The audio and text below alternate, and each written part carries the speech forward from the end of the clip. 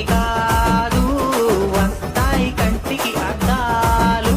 ఇప్పుడుండే నాయన కష్టాలు తీర్చుతాయి నువ్వు నేర్చే అక్షరాలు.